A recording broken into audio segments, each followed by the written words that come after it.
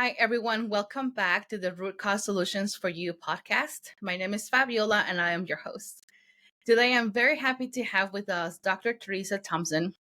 She is a chiropractor, a functional medicine practitioner, and a health coach.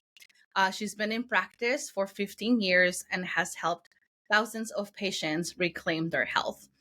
Today, we're going to be talking about a subject that I think is so important, digestion. I think a lot of people, unfortunately, suffer of some sort of digestion stress or know someone who does. So today we're going to be diving into potential root causes, and then some lifestyle changes that you can implement to improve your digestion or help another person who you know who might be experiencing digestive issues. And then, yeah, we hope that you enjoyed this interview. Dr. Teresa, thank you so much for being here with us today. Hi, Fabiola. Thank you so much. I'm so honored and excited to be here as well. Well, tell us a little bit about yourself, like how you, what led you to become a chiropractor and being more on the foundational medicine world. Yeah, I feel like I was very fortunate. I grew up in a family where my mom, I feel, back in the 70s was very forward thinking.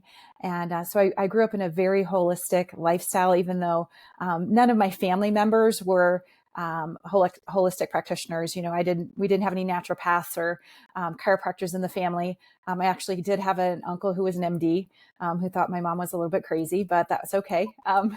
We got through it.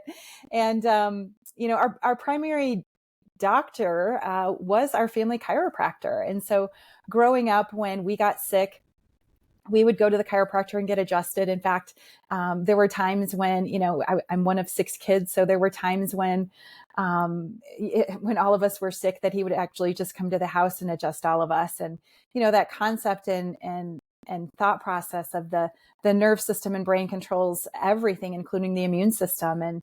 And what a better way to boost the immune system is by getting a chiropractic adjustment. And we just do those traditional things, take vitamin C, eat chicken soup and rest and just recover. We never went to the medical doctor or took a prescription or even an antibiotic. And, 6 kids growing up, super healthy, and not needing any of those things. And so I really do credit my mom for that.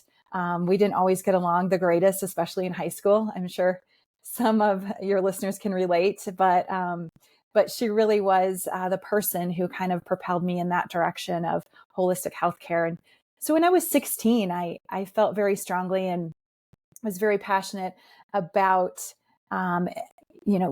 this group and population of people who just were not getting help from the medical profession. They were being given a diagnosis and then just put on a medication for the rest of their life. And I knew that those doctors weren't getting to the root cause. I knew there had to be a reason why they had high blood pressure or their blood sugar was elevated, or their thyroid was inactive. And it wasn't simply because they had a deficiency of one prescription medication or another. And so, at 16, I really decided that I wanted to help that group and population of people. And when I was 18, I went and worked at a health food store, and it was run by a couple who were so incredibly healthy. They looked 15 years younger than what they were, and so vibrant. And I again realized that that's how I wanted to live my life, and I wanted to help motivate and teach people to live their lives. And my avenue for that was chiropractic school. And, I loved anatomy and physiology, even the experience of the cadaver lab and just seeing things inside the body firsthand was all very fascinating to me. And then once I graduated, I wanted to just take things to the next level. And that's where I began a lot of my functional medicine training and postgraduate training in functional medicine and reading labs, moving into muscle testing and just kind of putting together my own little, toolbox of the ways that I find very effective to work with patients and identify, those core health disruptors, I would call them, that lead to chronic illness and chronic symptoms. And that's where I feel like foundational medicine is a relatively new concept. But with my patients, I identify core issues that are massive health disruptors and leading to those chronic symptoms and diseases. And with that, I look to identify toxins, pathogens, infections, and other disruptors within the body, remove them, and then ultimately help the body to move back to optimum health. Yeah, that's awesome. That's very powerful because I think many of us are still trying to figure it out what we're doing, right? What are we gonna do or be when we grow up? So to have that certainty at 16, I think it speaks to yeah, what you were exposed to and the examples that were around you that led you to that path. I was also fortunate enough because my family also were rather holistic in a sense where we did homeopathy, and if we were sick, it was like, oh, well, let's go and see the doctor who does the homeopathy. And it was always super fun to go because they gave us those little homeopathy remedies, and they were sweet, right? They're tasted like candies. Oh, we're just eating candy and we're getting better. So I have appreciation for that as well. So let's talk Yeah. about digestion. And I think, like I mentioned, digestion, I think, is something that a lot of people struggle with.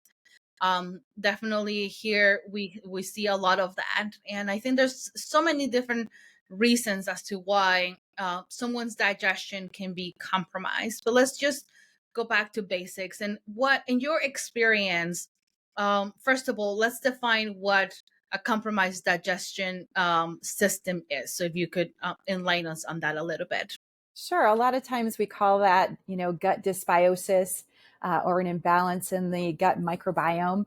And it really occurs when, gut flora, the bacteria, the fungi, and all the other things that are supposed to be in the GI tract, which includes your stomach and your small and large intestine, when they become imbalanced. And people oftentimes will experience symptoms of bloating or constipation, loose stool, especially people who have a history of antibiotics. That can be a huge contributing factor. Mucus, food allergies, yeast infections, and things like that can all be symptoms of this imbalance within the gut microbiome, or this gut dysbiosis. In my practice, I find this very common in adults and even children alike. And, I always, again, look for that foundational, root cause as to why this is occurring. And most of the time it really has to do with, these people who have this imbalance have higher loads due to toxicity of chemicals and other toxins, which cause the gut bacteria to pleomorph and proliferate in this more pathogenic way. And when we think about it, we look at the environment in the world that we live in today. One of the key issues is that we're exposed to over 80,000, chemicals, environmental chemicals in our environment, on the daily basis. And we take those in the form of food, water, the air that we're breathing, the water that we're drinking. And, not to mention some of the other exposures that come in that we breathe in, or that, we put on our skin, or things like that. Yeah, that's true. And I'm reading I think it's Toxic Legacy by Dr. Stephanie Seneff. Yes. Amazing book. And I'm just into it. And it is. And I'm like, how come I haven't read this book before? I mean, I recommend it, and I have the general concept as to what it is about, but I was on a road trip this last weekend. I'm like, oh, I'm gonna start listening to this book. I think it's been long enough. And she was definitely mentioning the study after study after study has proven how these chemicals are definitely affecting our whole system, right? Not just digestion, but everything: cardiovascular, neurological, hormones, everything. And you mentioned something very interesting, which is the word pleomorph. Because this, we all are meant to be having a healthy amount of bacteria in our gut, right? The bacteria are there, and they definitely have a purpose within our terrain, our ecosystem in our bodies. but like you mentioned, chemicals play a huge role on how this bacteria may go rogue. So can you expand on that concept a little more? Yeah, of course. So like I said, we get exposed to these chemicals and toxins. They come to the digestive system, and we all have H. pylori, we all have E. coli, and other forms of bacteria within in our gut. For some people, it becomes a problem. Candida as well. For some people, it becomes a problem and it overgrows, and it just simply is that under the exposure of toxins, these bacteria can change and grow out of control. And so oftentimes, especially in the world of functional medicine, which is a little bit different than what I practice foundational medicine, but in the world of functional medicine, most practitioners just go in and they kill the H. pylori, they kill the SIBO, which is stands for small intestinal bacterial overgrowth. So that's this overgrowth of gut bacteria. And really, that's not getting at the root cause. The root cause is removing toxicity. And, things like the water supply can contain radioactive elements. And that is a huge contributing factor to candida. And so is the solution to really just go and work with a patient and put them on an anti-candida diet, removing all forms of sugar and things like that, and then going in with a bunch of killers.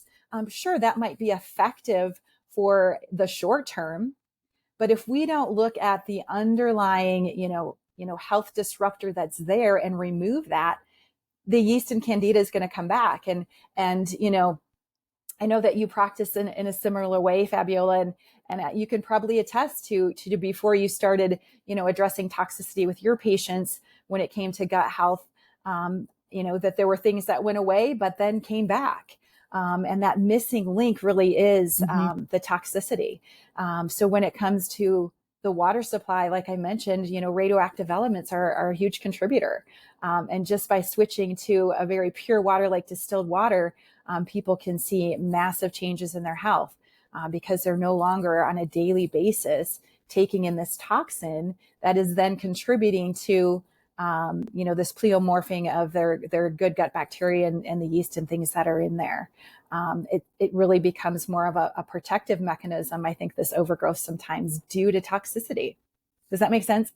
Yeah, totally. And I think you nailed it. Like we often add, as practitioners, we we get caught up in the symptoms, right? And like go after bloating or diarrhea or constipation or you name it, and we just get caught up in the symptomology. And like you mentioned, versus really looking at it from a root cause perspective. And I experience also with like uh, people are on all ton of digestive enzymes, right? Because there is one for bloating, one for this, one for the other, and then the minute they come off of it, they're like miserable and like that rebound, and I'm like, okay, what are we missing? So I definitely can attest to once you start addressing the chemical component, whichever source it is, like you mentioned, water, right? Food, not eating organically. And even when you eat organic, unfortunately, it cannot be guaranteed that there's not going to be trace amounts of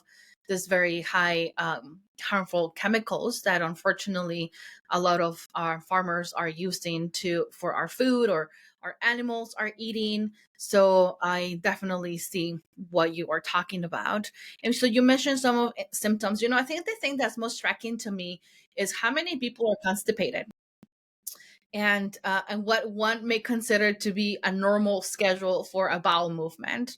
And sometimes I ask people, well, how often you eliminate? Because it's so important. Elimination, as when you're doing any kind of detox, whatever you're doing, addressing a Lyme pathogen, or you're doing a mold detox, or you're doing chemical detox, I think elimination, pooping every day, it's I kid, like, number one, right? Are you pooping every day? So Absolutely. as practitioners, we just get to ask those kind of questions, and we celebrate when people are like, yay, you are pooping every day, because people are so constipated.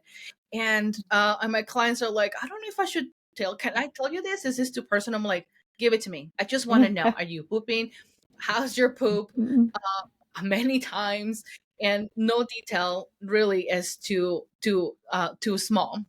But when I ask people like, oh yeah, I go every 3 days and that's normal for me. I'm like, dude, that's totally not normal. And we need to Right. get your system eliminated. Otherwise those toxins just flow back and into your system. So in your experience, what are some of the main culprits that you've seen clinically that are major contributing to constipation? And I think there are a variety of things. And first and foremost, it can come down to the standard American diet. And people are just eating a lot of Mhm. unhealthy processed foods. And I don't necessarily think that it has to do with, not, it can be not enough fiber, but I know that there are a lot of people who do, a carnivore diet, and feel amazing on it. They're not getting a lot of fiber. So I don't think it's just that. And then I do believe it is, can be the imbalance of the gut microbiome. I believe also parasites can Mhm. play a role in that. And those are much more common than people believe that they can be today, as living in the United States. But pretty much everyone has some exposure to parasites, and is harboring them in their body, just based on the world that we live in today.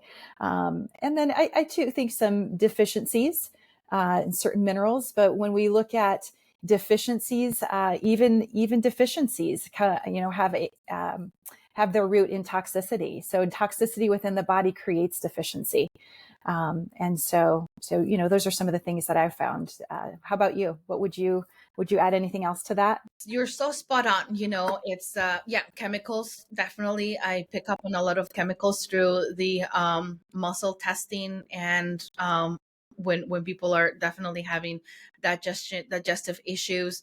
Also pick up on parasites, and you're right. I think we have this misconception that we're in America, we're in the US, and parasites, there's a invisible wall where we don't get affected by these different pathogens. But if you actually go onto the CDC's website, there's a ton of information as to how one can have parasites in not only intestinal but in the body, right? Systemic, where some of the parasites have life cycles in your liver, in your lungs, sinuses, and how they definitely disturb your terrain, your ecosystem in your body. And I think parasites, people don't want to talk about that stuff, right? And I think over the last few years, it's been something that it's definitely become more, I don't know if the word popular, it's the right word, but we've become more aware that they are around and how they're affecting our system.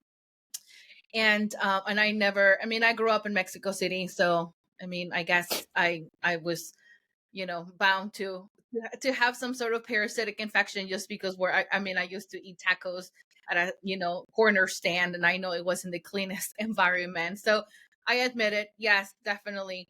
But and I've done many different parasite cleansing and definitely seen stuff that I'm like, wait, that doesn't really look like a normal bowel movement.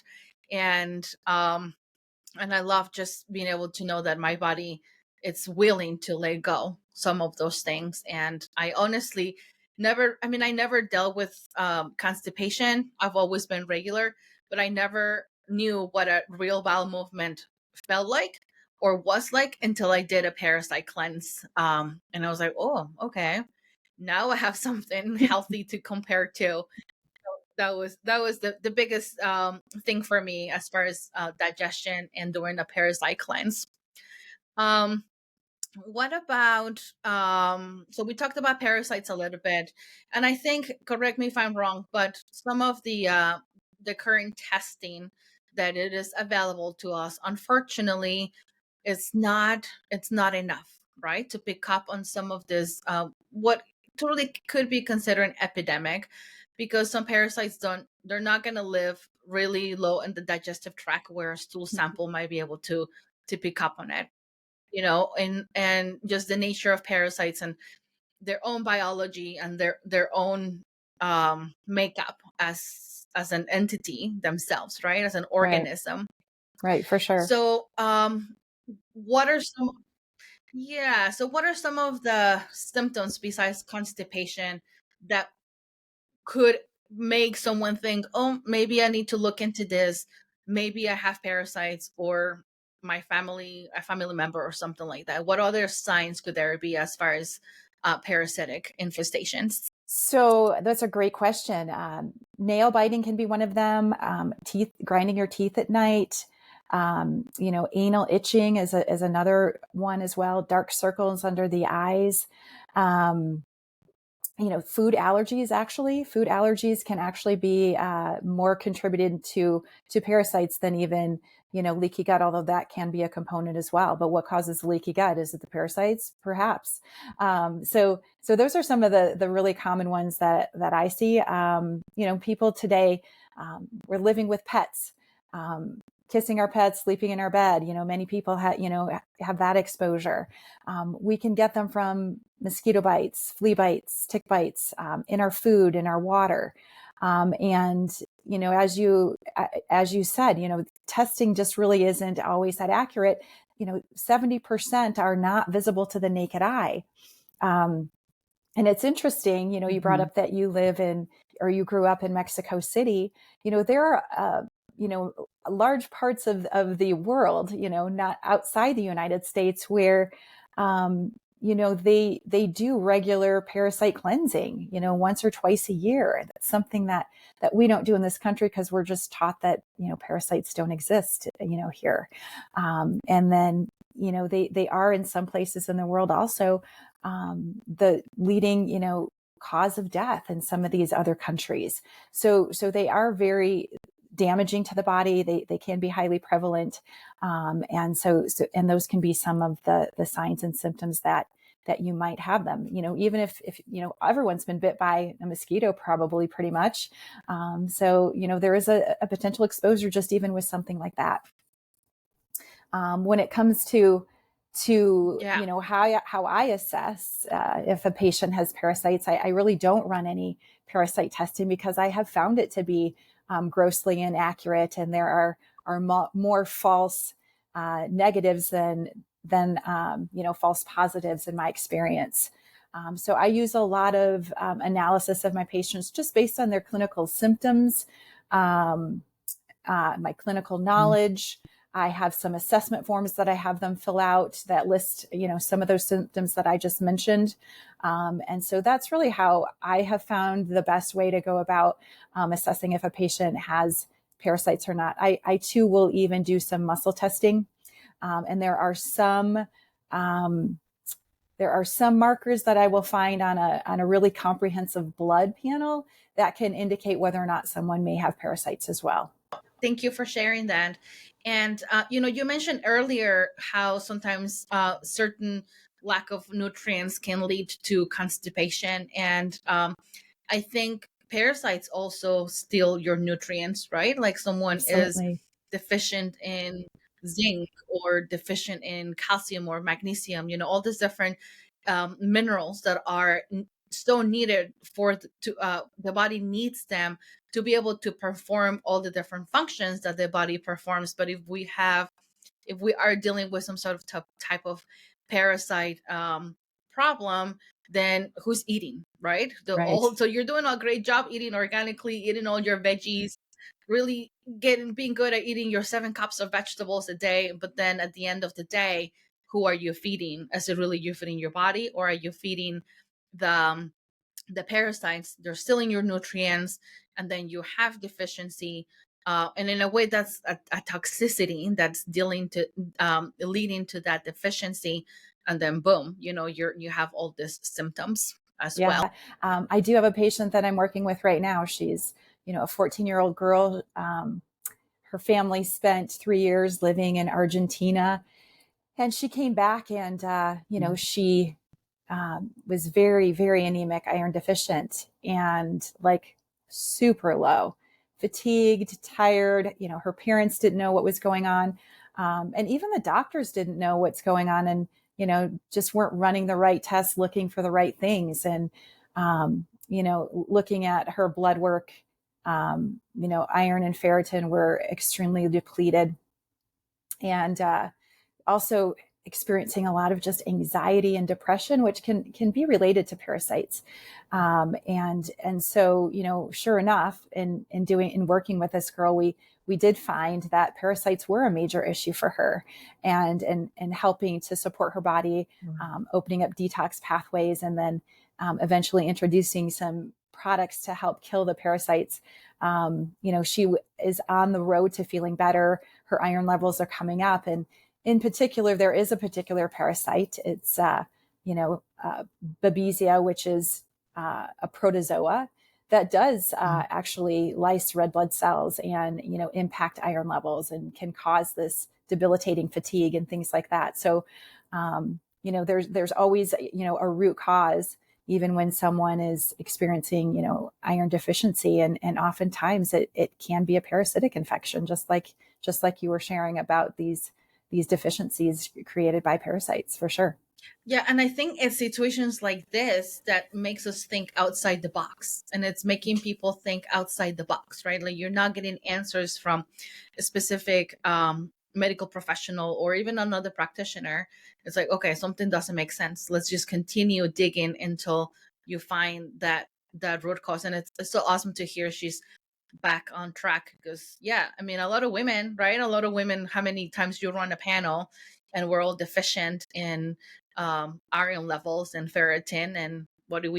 Just take more iron, and then what do we end up with? Constipation. So it's like, I don't know. I think there's a pattern here as to the potential root cause for all these deficiencies. For sure. Awesome. So how about so we're on a roll about digestion, and I do a lot of work with mold and toxic mold, and helping clients regain their health because they've been impacted by mold toxicity. Through your clinical experience, have you found how mold, or what's your opinion about how mold may impact someone's digestion?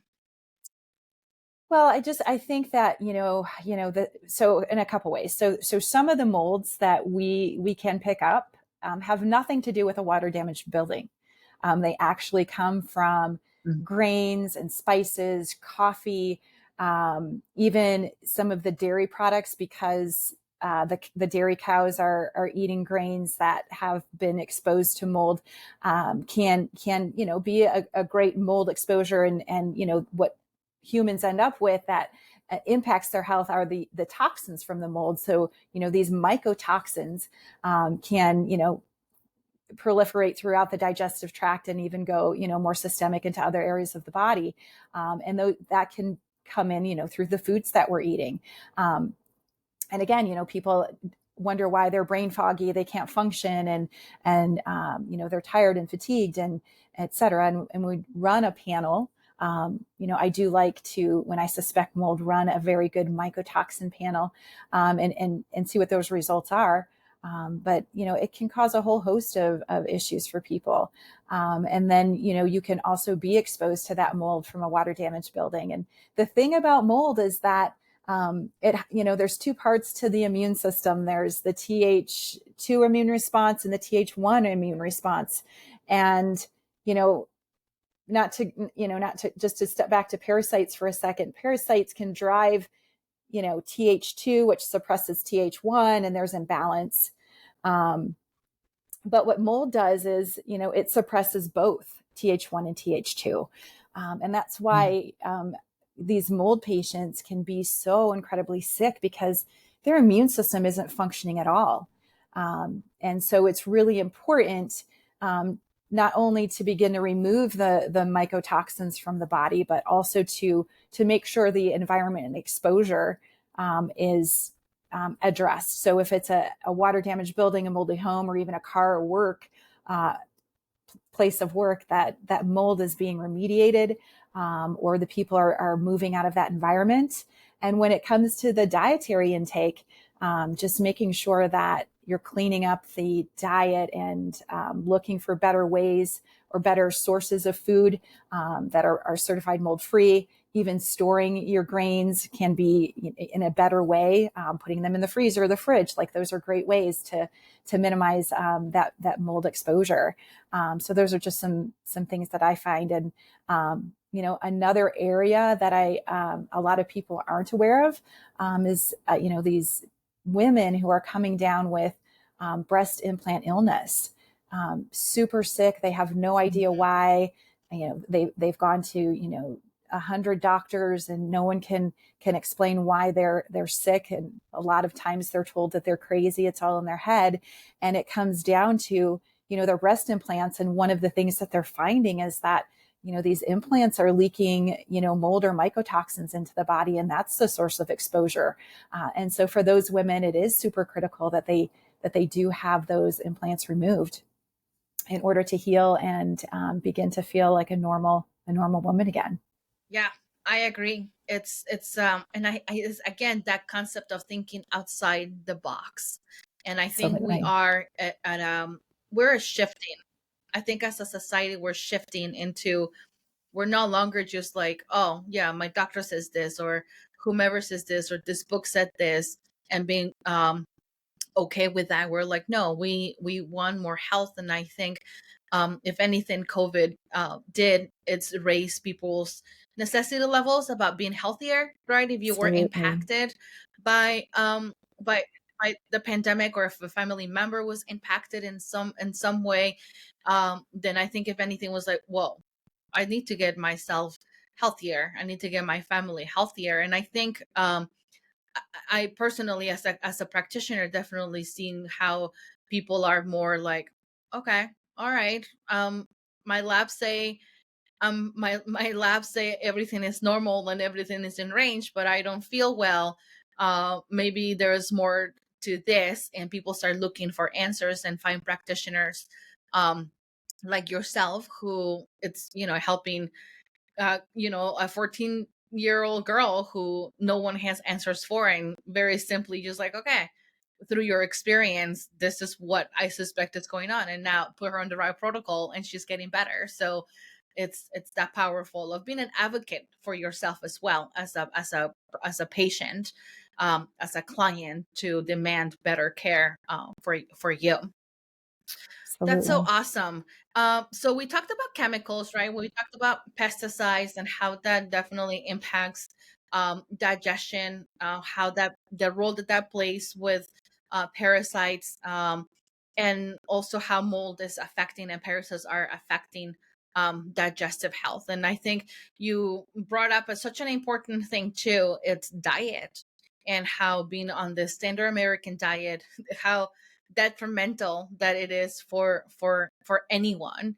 And so in your opinion, as far as diet is concerned, even though you've shared a little bit of helpful tips, what would someone be like, okay, so I'm probably dealing with a parasite infestation, what would be some of the best practices you could recommend to someone as far as limiting their exposure to parasites, or if they're dealing with parasites, how to use diet as a tool to better themselves? So, when I think of parasites and diet, this is maybe a little bit, off of the question that you're asking, and I'll circle back to that. But a lot of food allergies are actually related to parasites. So when it comes to diet, a lot of people feel that, they have to, eliminate dairy because they have a reaction to it. Um, even people sometimes have these major allergies or sensitivities to nuts and seeds and things like that. And the thing about parasites is that they do upregulate, as I said, the Th2 immune response, which then upregulates IgE, and some Mm. interleukins, interleukin 4, 5, and 13 to be specific. And then that suppresses the Th1 immune response. And so we find that oftentimes when people have some of these food allergies, especially to dairy, that's a big red flag to me when someone has dairy allergies, that they potentially have a parasite issue. When we remove the root cause, right? We remove the health disruptor there. People can go back to eating these foods that once were super problematic for them. because we remove the root cause. So especially, tapeworms are a big one when it comes to some of these food allergies. And so, to circle back to your question, diet wise, some things that people can do. I recommend my patients, follow a nutrition plan that really encompasses, really good quality meats, grass fed, organic meats, um, yeah, vegetables, healthy fats, and along those lines. And as long as they're eating within that realm, I'm not super strict on what my recommendations are.